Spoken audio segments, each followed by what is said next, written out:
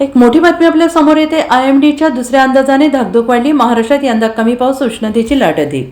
महाराष्ट्रातील शेतकरी आणि सर्वसामान्य नागरिकांची धाकधूक वाढवणारी एक मोठी बातमी समोर येते आहे। भारत हवामान विभागाने आज नैऋत्य मान्सून 2026 साठी दुसऱ्या टप्प्याचा दीर्घकालीन अंदाज जाहीर केला आहे। या ताज्या अंदाजानुसार महाराष्ट्रासाठी यंदाच्या मान्सून हंगामात अत्यंत चिंताजनक चित्र समोर आले।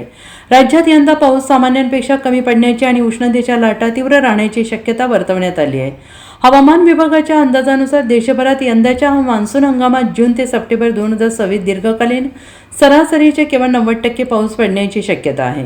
हे प्रमाण सामान्यपेक्षा कमी मानले जाते। महाराष्ट्र हा प्रामुख्याने मध्य भारत आणि दक्षिण द्वीपकल्प या दोन्ही विभागात मोडतो। या दोन्ही विभागात यंदा सामान्यांपेक्षा कमी पावसाचा अंदाज आहे। मध्य भारतात 43%, दक्षिण द्वीपकल्पात 45% संभाव्यता कमी पावसाची आहे।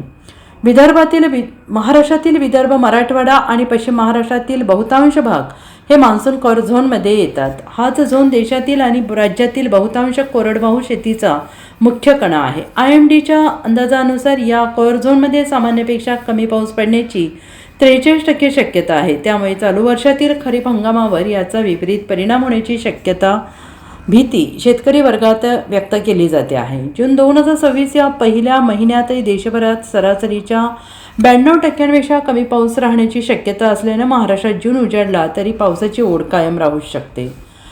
Bureau report, SBN Marathi, Mumbai.